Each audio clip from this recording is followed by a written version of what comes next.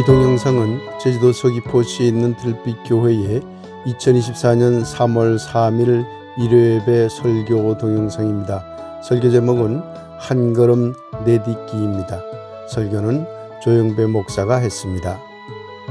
오늘의 말씀을 함께 읽도록 하겠습니다.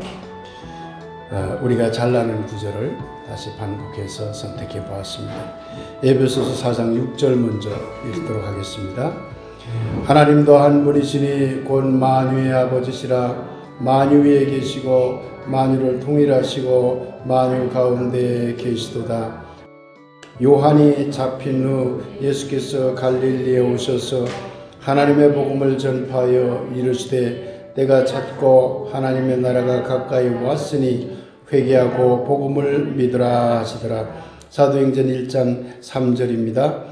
그가 고난받으신 후에 또한 그들에게 확실한 많은 증거로 친히 살아계심을 나타내사 40일 동안 그들에게 보이시며 하나님 나라의 일을 말씀하시니라.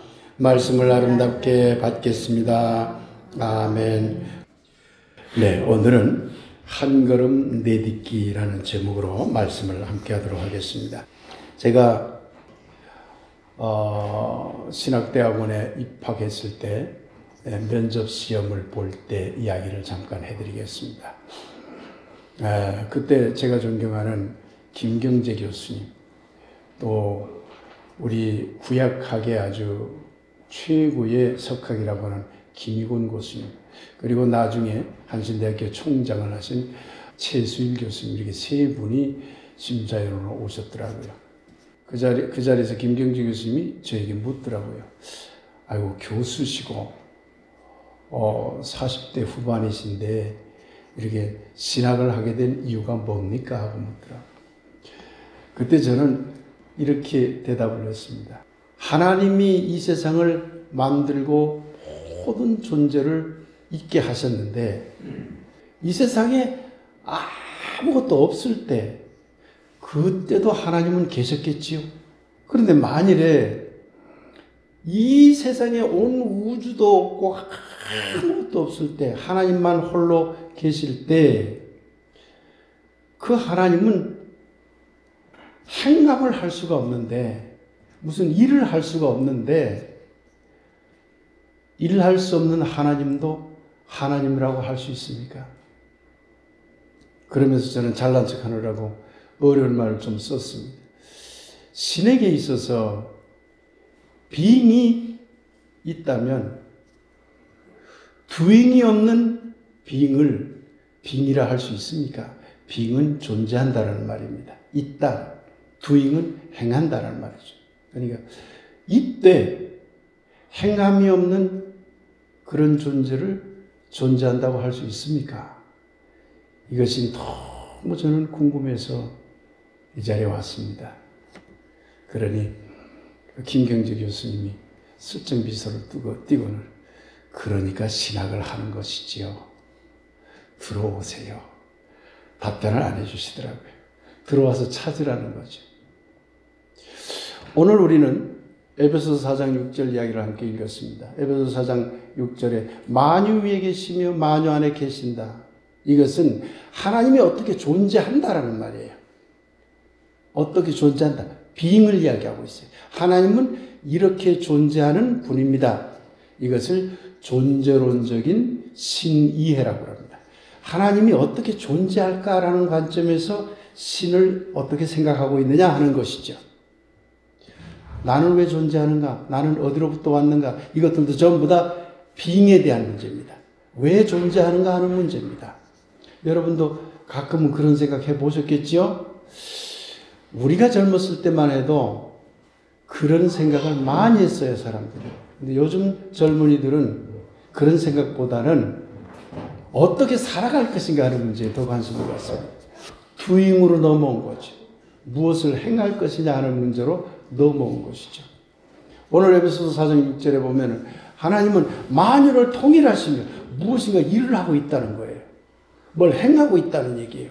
만유 안에 계시다는 말은 우리 안에 계셔서 무엇인가 우리로 하여금 일을 하도록 만들고 있다는 얘기입니다.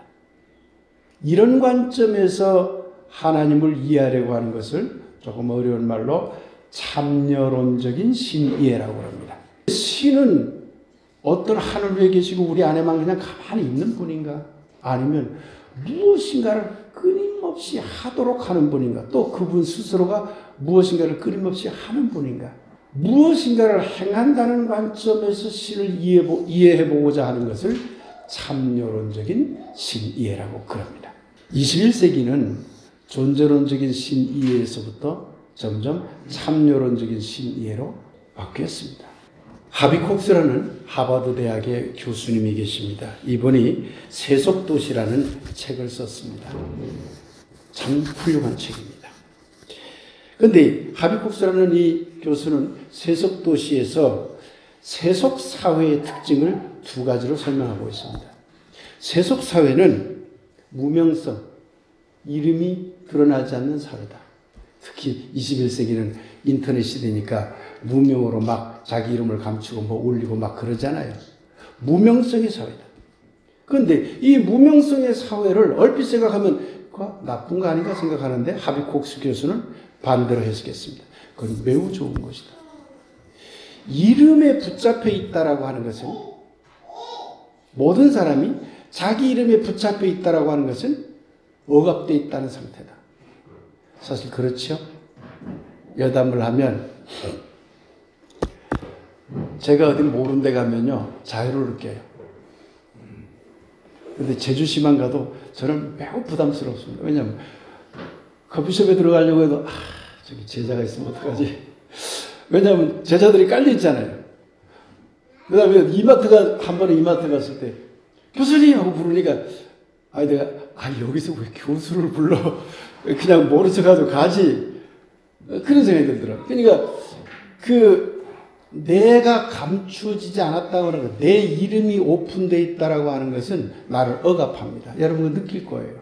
그러니 무명성은 하비콕스는 어떻게 설명했냐면 도리어 이름 안에 갇혀있는 우리 자신들을 탈출시켜주는 탈출 창구다. 그럴듯한 해석입니다. 그러니 현대사회는 이름이라는 고착으로부터 우리를 탈출시키는 세속사회가 됐다. 하비콕스가 말하는 세속사회란 나쁜 뜻으로의 세속사회가 아닙니다. 좋은 뜻으로의 세속사회입니다. 두 번째 특징은 뭐냐면 기동성을 말하고 있어요. 재빠르게 움직이는 기동성이 있는 사회다, 세속사회가. 그러면 기동성이라고 하는 건 여러분이 잘 아시겠죠? 기동성은 인터넷 이것도 전부 기동성 아니에요? 하고 기동성이라고 하는 건 엄청나게 빠른 시대가 된 거야. 움직이는 시대가 된 거야, 우리가. 그러면 이 움직이는 시대는 자칫 잘못하면 자기 정체성을 잃어버릴 가능성이 있어요. 그런 단점이 있죠? 그런데 하비콕스는 이 기동성의 사회를 굉장히 긍정적으로 또 풀어놓고 있습니다. 그것은 공간에 고착되는 것을 거부하는 현대인의 속성인데 공간 안에 갇혀있는 우리를 공간 밖으로 탈출시키는 것이다. 그러니 무명성이라고 하는 것도 억압으로부터 탈출이고 기동성이라고 하는 것도 공간으로부터의 고착에서의 탈출성이다. 그렇기 때문에 현대 기독교 교회는 세속 사회를 닮아가야 한다. 중세교회를 닮아가는 게 아니라 무명성을 닮아가야 되고 기동성을 닮아가야 된다고 하비콕스 하버드 대학 교수가 얘기하고 있는 것입니다. 성전 안에 갇혀있는 신앙, 기존에 고정되어 있는 일정한 틀, 주장과 신념과 이념, 그 이름이잖아요. 어떤 주장과 신념과 그게 성서에서 말하는 율법이잖아요. 거기에 갇혀있는 신앙, 그걸 예수는 거부했어요. 공간 안에 성전 중심주의, 공간 안에 갇혀있는 신앙을 예수는 거부했어요. 그러니 예수는 율법 밖의 사람이고 예수는 성전 밖의 사람이죠. 이름을 버린 것이고 공간, 성전을 버린 것이죠. 그래서 거리로 나갔죠. 그게 기동성이죠. 하비콕스에 따르면 이런 무명성과 기동성에 의한 세속 사회 속으로 들어가는 세속 신학을 따라야 돼요. 또한 오늘날 모든 신학의 출발점은 참여로서의 사회 변혁 신학이 되어야만 합니다. 존재론적 신학에 갇혀서 하나님 우리 축복해 주세요. 찬양합시다. 그게 아니라 나가서 무엇인가를 바꾸려고 하는 행위로 들어가라는 그게 예수의 정신이라는 거죠. 그래서 하비콕스에 따르면 우리 그리스도인들은 사회 변혁을 위한 행동에 나서고 있는가를 항상 물어야 하는 것입니다. 이것을 하비콕스는 자신의 행위가, 여러분의 행위가 촉발적인 것인지 아닌지를 따져보라고 그렇게 말하고 있습니다. 오늘 용어 하나를 배우겠습니다. 촉발적인가 아닌가. 촉발적 공백이라는 말이 있습니다. 오늘 이 말을 꼭 기억해 두시기 바랍니다. 촉발적 공백. 이 말은 어떤 말이냐면 이제 저것은 끝내야 돼 라고 이미 생각이 됐어요. 저건 틀렸고 저건 잘못됐으니까 끝내야 돼. 그리고 저렇게 가야 돼. 끝내야 된다는 걸 알았어요. 그런데 저렇게 가야 된다는 것도 알았는데 아직 가지 못하는 상태. 이걸 촉발적 상태라고 합니다. 현대 그리스도인들은 촉발적 상태에 빠져 있다는 것이죠. 안다는 거죠. 과거의 신앙이 잘못됐다는 걸 안다는 거죠. 끝내야 돼. 그런데 머뭇거리는 거죠. 이름을 탈출하지 못하고 장소, 공간을 탈출하지 못하는 것이죠. 오늘 우리는 마가복음 본문과 사도행전 본문을 읽었습니다. 이 본문은 예수님의 하나님 나라 운동이 시작부터 마가복음 1장에 나오잖아요. 때가 찼고 하나님의 나라가 가까이 왔으니 이제 회개하고 하나님의 복음을 믿으라고 외쳤잖아요. 예수님은 또한 죽음 이후에 부활해서 승천 전 끝까지 40여일 동안 고난을 겪은 다음 40여일 동안 하나님 나라 일을 하셨다. 처음부터 끝까지 예수님의 운동은 하나님 나라의 운동입니다. 기도하면서 가만히 성전에 가서 찬양하면서 하나님을 찾는 운동을 했나요? 아니면 현장으로 뛰어들어서 현장 사회를 바꾸기 위한 일을 예수님이 했나요? 다 알죠, 여러분들? 두 번째 일을 했잖아요. 때가 찼고 하나님 나라가 가까웠으니 회개하고 복음을 믿으라는 이 말은 예수님 자신은 물론 제자들에게도 촉발적 공백 상태가 지금 자기들에게 다가왔음을 깨달은 말이라고 할 수 있는 것이죠. 때가 찼다. 과거의 때가 이미 찼다. 하나님 나라가 왔다. 이제 과거의 것을 끝날 때가 됐구나. 안 거예요. 그런데 아직 회개하지 못하고 아직 복음의 길로 가지 못하고 있어. 촉발적 공백 상태에 있는 겁니다. 예수도 제자들도 촉발적 공백 상태에 끼어 있다가 예수님이 그 촉발적 공백을 벗어나기 위해 한 걸음 내딛기 시작했습니다. 오늘 설교 제목입니다. 한 걸음 내딛기 시작했습니다. 이에 제자들도 한 걸음씩 내딛기 시작했습니다. 이것이 갈릴리 예수님의 하나님 나라 운동입니다. 그래서 예수는 촉발적 공백을 깨뜨리기 위해서 기존 율법을 떠났어요. 기존의 율법, 기존의 이름을 버렸어요. 무명성의 길로 뛰쳐나간 것. 기존 유대교의 입장에서 보면 매우 불경스러운 일이었죠. 공간, 집도 떠났고 성전도 떠났어요. 예수님은. 계속해서 제 공간과 공간을 만들려고 하는 것을 예수님은 거부했어요. 그래서 예수 자신이 나는 떠돌이다 그랬어요. 나는 떠돌이다. 제자들도 결국 떠돌이 생활을 한 겁니다. 이 두 가지면은 전통적인 관점에서 보면은 매우 불경스러운 신앙입니다. 그런데 예수님은 그 불경스러운 신앙 길로 간 거죠. 존재론적인 신이해로부터 대전환을 하여 참여론적인 신이해 속으로 예수님은 뛰쳐 들어갔다고 할 수 있는 것입니다.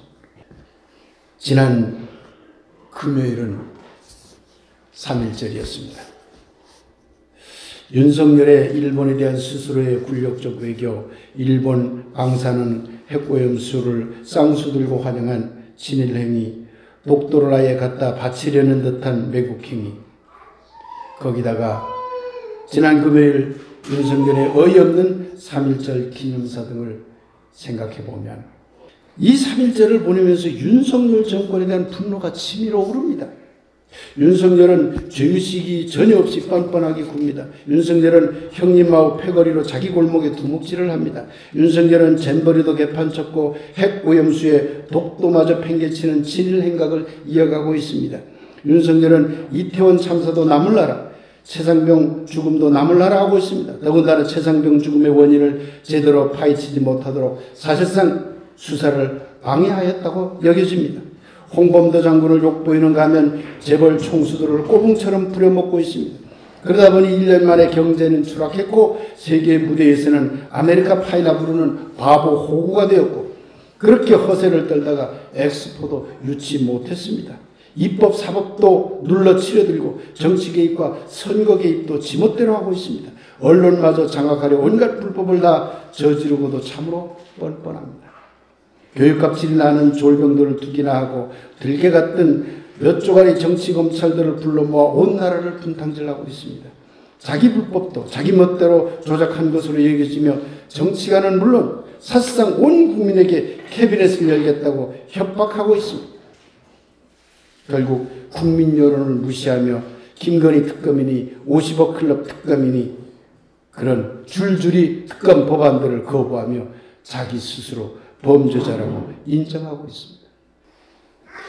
그래서 우리는 알고 있습니다. 지금이 바로 촉발적 공백 상태라는 것을 말입니다. 이제 끝내야 할 때가 되었음을 알고 있습니다. 때가 찼습니다. 그런데 아직 한 걸음 내딛기를 하지 못하고 있습니다. 그야말로 지금 대한민국 국민들은 촉발적 공백 상태에 있는 것입니다.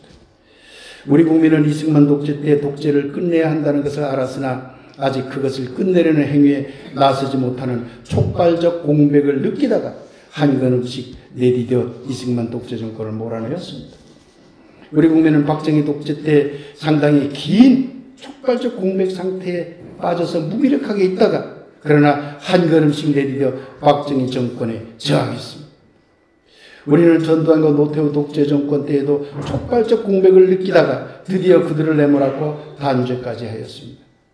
우리는 이명박과 박근혜의 권위주의 정권의 독선과 아집을 끝내야 한다는 것을 알았으나 그것을 끝내려는 행위에 나서지 못하는 촉발적 공백을 느끼다가 한 걸음씩 내디뎌 두 정권을 단죄하였습니다. 그런데 말입니다. 김대중 노무현 문재인 정부를 경험하면서 이제 우리는 자유와 민주와 정의와 평등과 민족과 평화와 통일과 경제와 문화적 능력을 전 세계에 보여주는 시대로 나아가리라 생각했습니다. 촉발적 공백이 다시 나타나지 않으리라 생각했습니다. 그러나 윤석열 정권이 들어서자마자 우리 국민은 또다시 촉발적 공백 상태에 빠져들고 말았습니다. 윤석열이 벌이는 친일행각, 무능경제, 호구외교, 정치개입, 검찰독재, 입법사법권 무시, 패거리 정치가 우리를 다시 촉발적 공백 상태에 빠지게 하였습니다. 이제 끝내야 할 것이 있다는 것을 알지만 아직 그것을 끝장내지 못한 상태인 것입니다. 지금 한국은 촉발적 공백 상태에 빠져 허우적거리고 있습니다. 우리는 이 촉발적 공백 상태에서 한 걸음을 내딛는 용기를 내야 이것이 하비콕스가 말한 사회적 변혁에 참여하는 신앙인 것입니다. 한 걸음을 내딛어야 합니다. 이게 예수님이 성전을 떠나 거리로 나선 이유입니다. 정치와 결탁한 유대교, 전통 율법, 전통 성전, 그리고 기득권과 돈에 눈이 먼 유대 지도자들을 보면서 예수는 이제는 저런 유대 성전주의와 율법주의를 끝내야 한다고 생각했을 겁니다. 그때 예수는 촉발적 공백 상태를 온몸으로 느꼈을 겁니다. 끝내야 되는데 그걸 어떻게 하지? 더군다나 세례 요한이 감옥에 갇히면서 그 촉발적 공백 상태는 두려움으로 느껴졌을지도 모르겠습니다. 그런데 예수는 바로 이때 용기를 낸 것입니다. 자기가 처한 촉발적 공백 상태에서 한 걸음을 내디뎠습니다. 그리고 외쳤던 겁니다. 때가 찼습니다. 하나님 나라가 가까이 왔습니다. 그러니 이제 촉발적 공백 상태에서 한 걸음 내디뎌 회개의 길로, 복음의 길로 나서십시오. 이 부분에서 들빛교회 교우들은 1905년에 일어난 을사늑약과 을사오적들의 분노하는 논설을 쓴 장지연의 시일야 방성대국을 함께 읽고 풀이하였습니다. 이 동영상에서는 끝부분만 연결하였음을 양해 바랍니다. 원통한 지고 분한 지고 우리 2천만 노예된 동포여 살았는가 죽었는가 단군과 기자일의 4천년 국민정신이 하룻밤 사이에 호련 망하고 말았는가 원통하고 원통하다 동포요 동포요. 장지연은 당시 나약함에 빠진 대한제국의 국민들이 촉발적 공백 상태에 빠져드는 것을 목도하고 그 공백에서 벗어나기 위한 첫 발을 내디뎠던 것입니다. 이것이 바로 시일야 방성대곡 논설 사건입니다. 그 후 이 일은 다양한 을사늑약 반대운동과 국권회복운동의 운동을 촉발시켰고 그리고 더 넓게는 사면운동이든 그 이후에 일어난 많은 독립운동에 큰 자극이 되었던 것입니다. 사랑하는 여러분, 율법 안에 있는 하나님, 성전 안에 있는 하나님, 특정한 이름 안에 갇힌 하나님, 기독교와 같이 특정한 종교 안에 갇힌 하나님은 없습니다. 그런 하나님은 하나님이 아닙니다. 존재론적 하나님은 존재할 공간이 없습니다. 없어야 존재론적으로 하나님입니다. 이제 우리는 하나님을 우리의 참여 속에서 찾아가야 합니다. 그러기 위해서는 하비콕스 교수가 지적한 것처럼 현대 그리스도인들은 먼저 사회적 변혁에 참여하는 교회운동을 해야 할 것입니다. 그러기 위해서는 우리가 빠져있는 촉발적 공백 상태가 무엇인지를 파악해야 합니다. 종교적으로 우리가 빠져있는 촉발적 공백 상태가 무엇인가? 사회적으로, 국가적으로 우리가 빠져있는 촉발적 공백 상태가 무엇인지를 파악해야 합니다. 이제 끝내야 할 것들이 아직 끝나지 않고 그 끝내야 할 일을 위한 행동에는 아직 나서지 않은 상태, 바로 그 촉발적 공백 상태에서 깨어있는 그리스도인들이라면 한 걸음 내디뎌야 하는 것입니다. 지금 이 나라의 국가적 변혁을 위해서 대다수 국민들은 일정한 촉발적 공백을 느끼고 있습니다. 이제 무엇을 끝내야 할 것인지 국민들은 알고 있습니다. 그리고 곧 그것을 끝내기 위해 한 걸음 내디뎌야 한다는 것도 잘 알고 있습니다. 사랑하는 여러분, 사랑하는 대한민국 국민 여러분, 우리가 느끼는 촉발적 공백 상태가 온전히 회수되어 이 나라와 이 민족이 온전한 자유와 온전한 독립과 온전한 평등과 온전한 평화를 이루게 되었으면 합니다.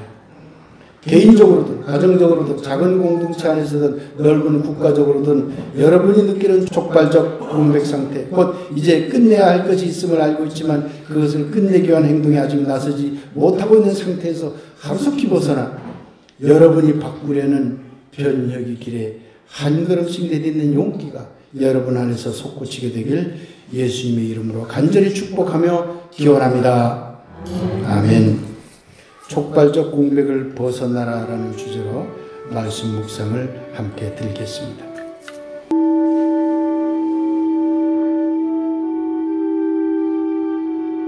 이제 끝내야 할 것이 무엇인지 우리는 압니다.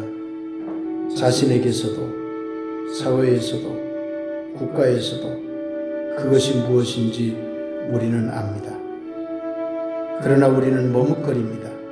자기 이름 앞에서, 자기 공간 앞에서 머뭇거립니다. 이제 끝내야 할 것들을 끝내기 위한 한 걸음을 시작하려 합니다. 그 한 걸음이 바로 촉발적 공백을 벗어나는 길임을 알기 때문입니다.